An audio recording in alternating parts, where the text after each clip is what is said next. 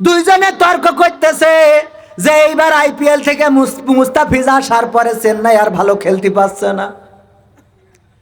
ইমাম বলছে যে চেন্নাই আর ভালো খেলতে পারছে না কারণ মুস্তাফিজ চলে এসেছে বাংলাদেশে জিম্বাবুয়ের সাথে ম্যাচ খেলার জন্য।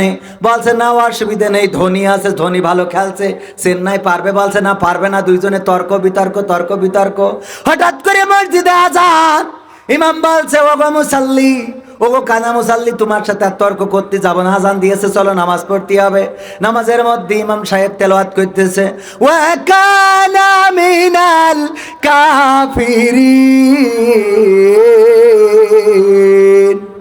কানা বলছে হুজুর তো জম্মের খারাপ। খেলা নিয়ে তর্ক হইলো চায়ের দোকানে।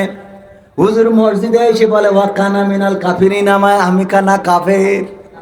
এ কেমন হুজুর? ক্রিকেট খেলা নিয়ে তর্ক। ওগো হুজুর, আপনি চাইলে আমার গালের উপরে 2টা থাপ্পড় দিতে পারেন, অসুবিধা নাই। আপনি চাইলে আমার 2টা বড় কথা বলতে পারেন, তাই বলে ডাইরেক্ট নামাজ দিয়ে আমার কাফের বানাই দেবেন? এমনি ডাইরেক্ট বললি তো কোনো অসুবিধা ছিল না। আর নামাজ পড়া মানে আল্লাহর সাথে মিরাজ। আল্লাহ এই ঘাড়ের কাছে থাকে। নামাজের সাথে আল্লাহর সাথে, নামাজ পড়ার সাথে আল্লাহর সাথে মিরাজ হয় না? হয় না?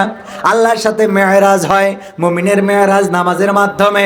ওগো হুজুর, আপনি কি কথা বলে দিলেন ও কানা মিনাল কাফিরিন? হুজুর আজকে মাফ করে দিলাম আপনার, কিন্তু এরপরে যদি কোনোদিন বলেন গো তাইলে সেদিনে ক্ষমা হবে না রে। এরপরে আবার একদিন ইমাম তেলাওয়াত করেছে ওয়া কানা মিনাল কাফিরিন। কানা বলছে হুজুর ধৈর্যের সীমারেখা শেষ। সাতক্ষীরা কুরাজ করে যশোরে যেয়ে ঠেকেছে। ও গো হুজুর, এক ক্রিকেট খেলা নিয়ে কয়দিন আমার কাফের বানাবেন? আগের দিন বলেছেন, আমি কিছু বলিনি, আবার আজকে বললেন। আপনি ইমাম, আপনার পড়ার অধিকার আছে, ভালো কথা। আমি মুসাল্লি, আমারও কিছু অধিকার আল্লাহ দিয়েছে। সেটা হলো ইমাম যদি ভুল করে আমি মুসাল্লি লুকমা দিয়ার অধিকার আছে না নাই? আমি লুকমা দিচ্ছি আল্লাহু আকবার ওয়া ন্যাংরা মিনাল ফাসিকি। আমি কানা কাফের হইলে তুমি ন্যাংরা, এরকম বুঝালো কাছে না নাই?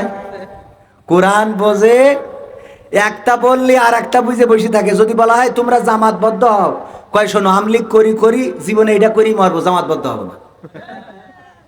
তা আমলিক করতে গেলেও জামাতবদ্ধ হওয়ার দরকার আছে না নাই? কথা কয় না, আছে না নাই?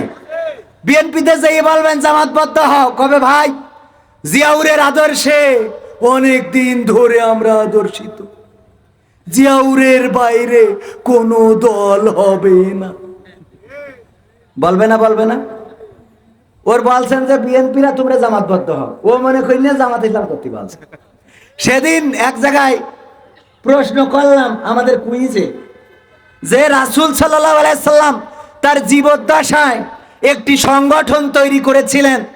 নবুয়ত পাওয়ার আগে যৌবনকালে, যখন যৌবনকাল ছিল, তখন একটা সংগঠন তৈরি করেছিলেন সমাজ সংস্কারের জন্য মক্কাতে থাকতে। সেই সংগঠনটির নাম কি?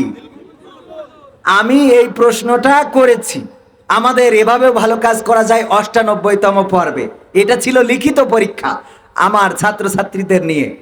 লিখিত পরীক্ষায় আমি ওদেরকে একটু সহজ করে দেওয়ার জন্য বললাম, এই সংগঠনের নামে বাংলাদেশে অনেক যুবকেরা আছে, তারা সংগঠন তৈরি করে এবং সেই সংগঠন দিয়ে সমাজ সংস্কারের কাজ করে। দেখলাম উত্তরপত্রে একজন লিখে দিয়েছে বাংলাদেশ জামাত ইসলামী।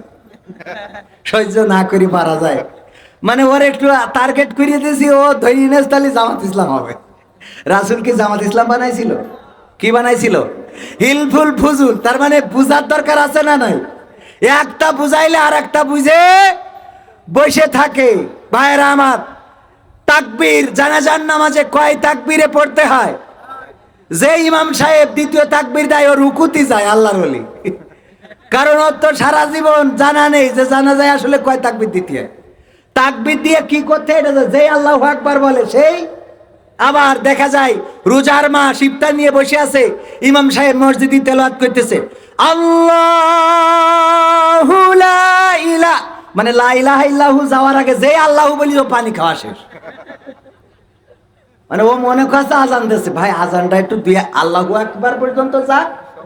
ও তার আগেই যেই বলিয়াছে ইমাম মুয়াজ্জিন আল্লাহ ইলাহা ইল্লা হুয়াল হাইয়ুল কাইয়্যুম। এ পর্যন্ত যাওয়ার আগে আল্লাহর ওলির পানি মারা শেষ, এমন আল্লাহর ওলি আছে না নাই?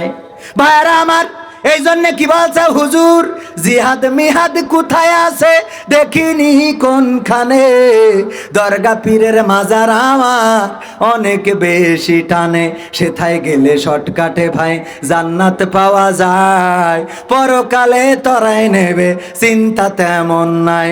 পীর সাহেবের কাছে মুরিদ আমি আমার নেতা, বছর বছর নাজরানা দি আমি আবার সেথা, হইলে উরুস কোনোভাবে মিস তো করি না, ওখান থেকে আল্লাহ রাসূল হয়েছে জানা। তাই রাজনীতি চলবে না ও হুজুর, রাজনীতি চলবে না, তাই রাজনীতি চলবে না ও ভাই, রাজনীতি চলবে।